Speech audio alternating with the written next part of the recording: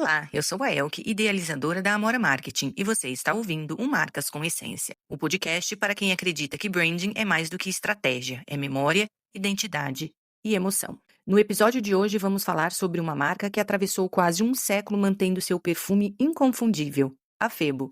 Desde o primeiro sabonete de glicerina transparente do Brasil até o reposicionamento no segmento premium, a Febo é um exemplo de como tradição e inovação podem caminhar juntas com elegância e alma. Olá, hoje a gente vai fazer uma análise profunda de uma marca que, olha, tá na memória de muito brasileiro, a Febo. A gente se baseou bastante num artigo ótimo da Amora Marketing, sabe? O nome é Anatomia de uma Marca, a Febo. Isso aí, um material bem completo. E a nossa ideia aqui, então, é tentar entender como é que a Febo conseguiu, nascer lá atrás, inovando, e se manter super relevante, querida, por quase 100 anos, atravessando tanta mudança, sem perder aquela essência. É fascinante, realmente. Ok, então? Vamos tentar desempacotar isso aqui. O ponto de partida que a análise traz é muito legal. A ideia de que cheiros guardam histórias, E a Febo parece mestra nisso. Eles não vendem só o produto, o sabonete, o perfume. Vendem, lembranças, sensações. Exato. É uma conexão muito emocional. É como o artigo diz, Uma marca que atravessou quase um século sem perder o perfume da autenticidade. Forte isso. Então vamos lá para o começo. Como é que tudo nasceu? Bom, a história começa lá em Belém do Pará, em 1930. Dois primos, Antônio e Mário Santiago, eles tinham essa paixão pela perfumaria, uma coisa mais artesanal, sabe? Buscaram inspiração fora, na Europa, mas queriam dar um toque nosso. E já chegaram chegando, com inovação, porque eles criaram o primeiro sabonete de glicerina transparente do Brasil. Hoje parece normal, mas na época... Totalmente revolucionário. Pensa no contexto. Os sabonetes eram opacos, básicos, talvez até meio grosseiros, Exato. Funcionais só. Aí chega a Febo com essa transparência. Puxa, o fascinante aqui é pensar no que isso significava. Não era só bonito. Tinha um conceito forte ali. Pureza, modernidade, uma limpeza que você podia ver, sabe? Uma qualidade visível, quase. Isso. E já mostrava o propósito da marca, trazer um pouco mais de sofisticação para o dia a dia, transformar um ato simples, tipo lavar as mãos, num pequeno ritual, um cuidado sensorial, mas acessível. Foi um produto simples que acabou mudando um hábito, uma percepção mesmo. E essa percepção de qualidade, de elegância, se fortaleceu muito com as fragrâncias clássicas, Odor de rosas, lavanda, o Amazonian. Nossa, esses cheiros viraram a cara da Febo. Viraram ícones. Sim. A análise da Amora Marketing fala muito disso, de como a Febo virou sinônimo de um bom gosto discreto, sabe? Que passava de mãe para filha. Com certeza, era uma referência. E tem um ponto interessante no material sobre como esses perfumes não eram só cheirosos. Eles marcavam presença.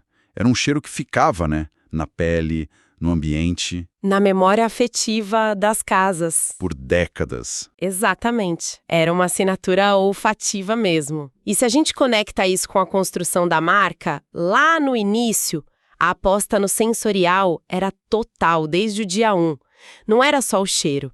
A própria identidade visual, aqueles rótulos mais elaborados, a estética meio art deco, tudo conversava, sabe? Transmitia essa elegância clássica. Faz sentido. Os pilares já estavam lá, bem definidos. O cheiro marcante, a cor, seja a transparência do sabonete ou das embalagens depois, e essa construção intencional de memória.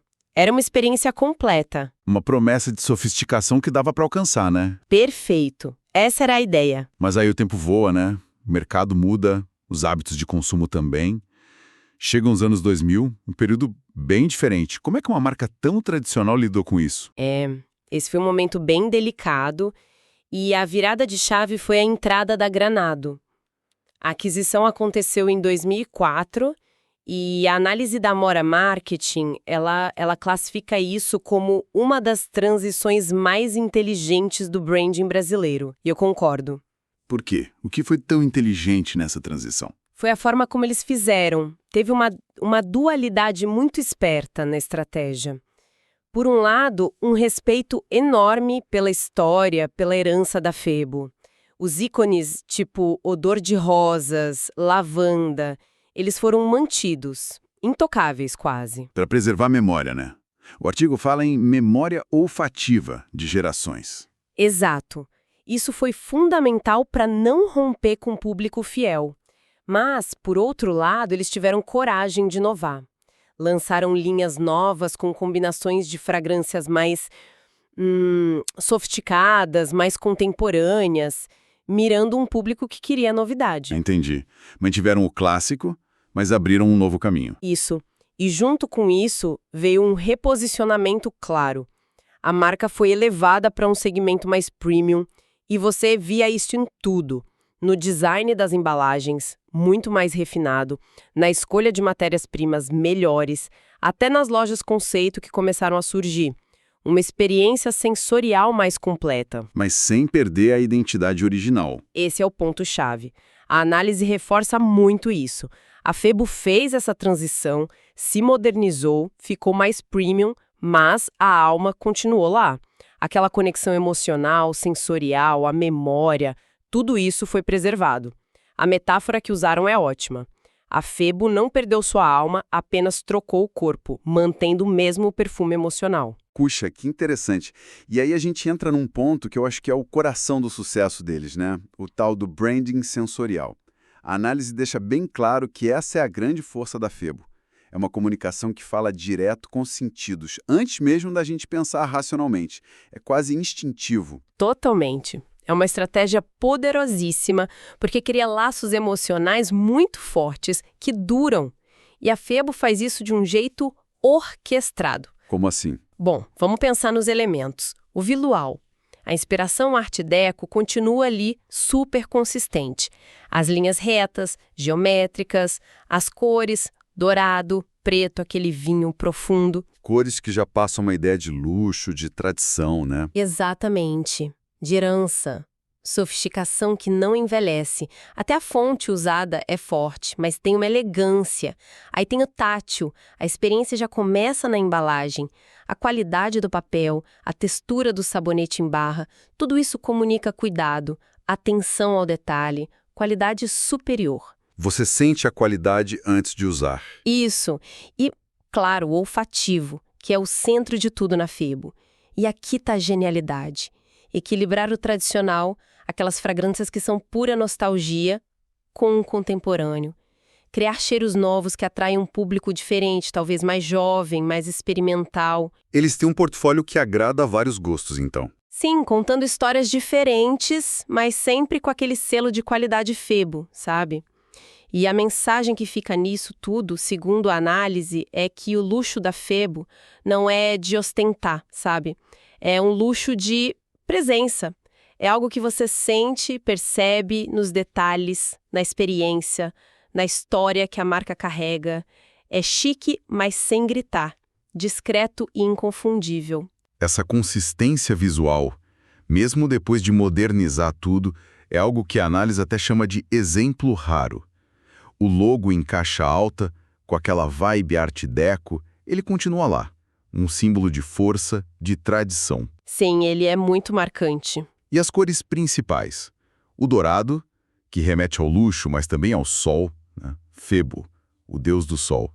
O preto da sofisticação, o vinho da paixão, tudo usado de um jeito bem pensado. Totalmente estratégico. E mesmo nas embalagens novas, a estrutura visual básica que a análise menciona, aquelas molduras, os padrões geométricos, a fonte, isso tudo foi mantido, né? Foi mantido. E isso é genial porque cria um reconhecimento imediato, reforça a ideia de que a marca evolui, mas não se perde. É muito coeso. O resultado é uma marca que parece sofisticada, mas ao mesmo tempo acolhedora. Exato. Tem aquele arzinho vintage, de história, mas é super atual na prateleira. E isso permite que ela fale com gerações diferentes. A avó usa o odor de rosas, a mãe talvez uma linha nova, a neta outra. Cada uma acha sua conexão ali. Manter essa conversa ampla sem virar uma coisa genérica, olha, é difícil. É um feito e tanto no branding. Mas tem um ponto delicado aí, né? Esse movimento para o premium eleva o preço, claro. Sim, Isso não criou um risco de afastar aquele consumidor mais antigo que via Febo como algo mais do dia a dia, mais acessível? A análise toca nisso? toca sim. E essa é uma questão super importante. Como é que você justifica esse valor agregado maior? A estratégia, pelo que o material aponta, foi exatamente ancorar esse valor na experiência completa. Não é só o produto em si. É o design incrível, é a riqueza sensorial que a gente falou, e tem um fator mais subjetivo, mas que é chave, a tal da autenticidade percebida. Autenticidade percebida. A Febo não está vendendo só um sabonete. Ela vende, como diz o texto, histórias envolvidas em aroma e textura. O consumidor sente que está comprando um pedacinho da história do Brasil. Um produto com alma, com tradição. E isso faz ele sentir que vale pagar um pouco mais. É a compra de um pequeno luxo com significado. Perfeito. Um luxo diário, mas carregado de história. E essa percepção de valor, que vem da autenticidade, da experiência, é o que permite a Febo brigar nesse mercado premium, né? Até com marcas importadas. Com certeza. Mas sem perder o afeto nacional, como a análise coloca. Essa conexão emocional que a marca tem aqui é o grande trunfo, parece. É o maior ativo deles, sem dúvida. Conseguiram o melhor dos dois mundos, o prestígio do premium e o calor da marca que todo mundo ama. Olhando para trás, para essa jornada toda, dá para ver que precisou de muita coragem para fazer essa reinvenção, né? Muita. Mexer numa marca que está tão no coração das pessoas é arriscado, podia dar muito errado. Perder a autenticidade, afastar o público fiel. Com certeza. O risco era enorme. E a análise da Amora Marketing diz que o sucesso veio de uma combinação de 3 coisas: coragem, sensibilidade e coerência. Explica melhor. Coragem para mudar, para ousar ir para esse lugar mais premium, sensibilidade para entender o que era essencial na Febo, o DNA da marca, a alma que não podia ser vendida, essa ligação emocional, sensorial, de memória, e por fim coerência, para garantir que tudo, absolutamente tudo, produto, comunicação, loja, preço, estivesse alinhado com essa nova proposta, sem conflitar com a história da marca. Entendi. A Febo mostrou que dá para ser tradicional e moderno ao mesmo tempo. Que essas duas coisas podem se complementar e fortalecer a marca. E o resultado prático disso é que eles conseguiram elevar um ato super simples, tipo lavar a mão, tomar banho, Sim, a uma experiência de lembrança e presença, como diz o texto. Não é só higiene, é criar um momento, um ritualzinho que conecta com o passado e deixa o presente mais cheiroso, mais bonito. exato. A frase final do artigo resume tudo de um jeito perfeito. A Febo não apenas vende fragrâncias, vende prazer de lembrar. Acho que é isso. Captura a essência total. Então, tá. Se a gente fosse resumir os segredos da longevidade da Febo, olhando para essa análise, quais seriam os pontos principais? A gente viu a inovação lá no começo, com o sabonete transparente, a construção de uma identidade muito forte nos sentidos, né? Cheiro e visual, art déco marcantes. Sim, Depois, a reinvenção super inteligente com a Granado, que manteve a memória e buscou o premium. E essa coerência sensorial e visual que eles mantêm há décadas. É isso. é exatamente isso. O legado da Febo é quase uma aula de branding, né? Estratégico e emocional. Mostra como equilibrar o respeito pela história com a necessidade de inovar e, principalmente, mostra o poder de criar e alimentar uma conexão profunda com as pessoas através dos sentidos. Transformar produtos em veículos de memória, de afeto, de identidade. A consistência do cheiro e do visual, que foi se adaptando, mas nunca se perdeu, isso foi crucial para a Febo não só sobreviver, mas continuar relevante, desejada e, o mais bacana, querida de verdade pelo público. É raro ver isso. Uma longevidade construída em bases tão sensoriais e emocionais. É verdade. E isso tudo deixa a gente pensando, né? Se a Febo conseguiu tão bem transformar cheiro, design, textura em cápsulas de história e emoção por tanto tempo, que outras marcas ou produtos do nosso dia a dia conseguem essa mágica também? Boa pergunta. Onde mais a gente encontra esses objetos comuns que vão além da função básica? que viram âncoras de memória, de afeto, que criam essa conexão sensorial forte e duradoura. Fica aí a provocação, né? Para a gente observar o mundo ao redor com outros sentidos. Talvez a gente se surpreenda. A história da Febo mostra que marcas com essência resistem ao tempo porque sabe quem são. Quando tradição encontra a autenticidade, nasce algo que vai além do produto, nasce um vínculo afetivo. Se esse episódio te inspirou, compartilhe com alguém que também acredita no poder das marcas que tocam sentimentos e memórias. E para ler o artigo completo, acesse amoramarketing.com.br. Lá você também encontra nossos e-books gratuitos e conteúdos para fortalecer sua marca com verdade e propósito. Até o próximo episódio do Marcas com Essência.